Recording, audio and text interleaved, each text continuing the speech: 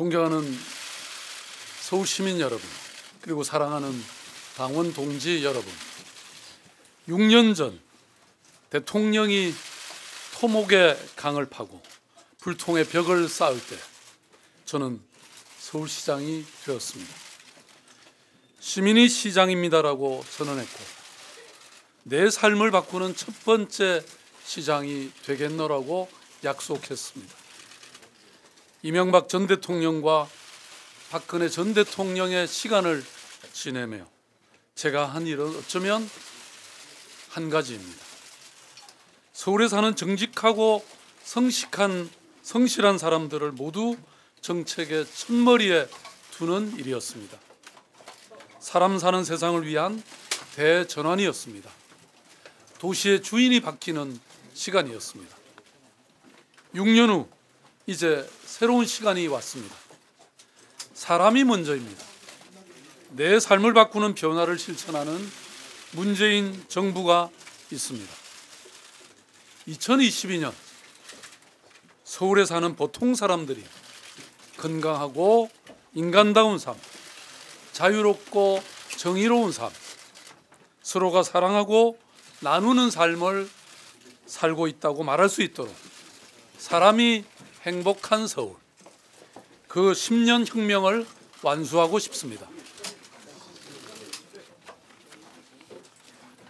친환경 무상급식, 시립대 반값 등록금, 채무 8조 감축과 2배 늘어난 사회복지, 비정규직의 정규직, 찾아가는 동주민센터, 12만 호 임대주택 공급과 국공립 어린이집의 30% 달성, 재개발 뉴타운의 정리와 도시재생, 서울로 7017과 보행 친화도시, 숨가쁜 혁신의 나날들이었습니다. 시민의 삶이 바뀌는 변화의 여정이었습니다. 사람에 투자한 도시의 경쟁력은 더 커졌습니다. 이명박 박근혜의 정권 동안 국가 경쟁력이 26위로 떨어지는 동안 서울의 도시 경쟁력은 6위로 올랐었습니다. 서울은 세계와 더 크게 연결되고 있습니다. 지속 가능성과 포용적 성장을 위해 세계 도시들과 연대하고 협력하고 있습니다. 그렇습니다. 이 모든 것은 시민들과 함께한 성취입니다. 지난 6년 동안, 그리고 지금 이 순간도 내 삶을 바꾼 첫 번째 도시 서울은 시민이 시장입니다. 그러나 가야 할 길이 멉니다. 꿈꾸고 연애하고 결혼하는 것이 힘겹다는 청년들이 많습니다. 여전히 아이를 키우는 게 두렵다고 말하는 젊은 부부들이 있습니다. 홀로 외롭게 돌아가시는 어르신이 계십니다. 구의역 사고의 아픈 기억도 아직 생생하게 남아 있습니다. 좀 더 철저하고 좀 더 근본적으로 서울을 바꾸는 데는 부족함이 많았습니다. 그러나 이러한 성찰과 반성조차 저는 미래 4년을 실수와 시행착오 없이 오롯이 시민들을 위한 결실의 시간으로 채워낼 자산이 될 것이라고 저는 믿습니다. 이제 문재인 정부와 함께입니다. 서울의 생각과 가치가 대한민국의 철학으로 확장되고 있습니다. 서울의 정책이 대한민국의 표준이 되고 새 정부의 모델이 되고 있습니다. 가보지 않은 미래를 향해 떠납니다. 이제 서울은 새로운 미래를 향해 도전을 시작합니다. 촛불광장의 정신이 일상의 삶의 민주주의로 뿌리 박을 것입니다. 지난 6년의 서울시정의 경험과 실력으로 시민의 삶을 확고히, 또 시민의 삶의 질을 확실히 높여갈 것입니다. 서울은 이제 각자 도생의 세상을 끝내고 공동체적 삶에 기반한 사회적 우정의 시대를 열어갈 것입니다.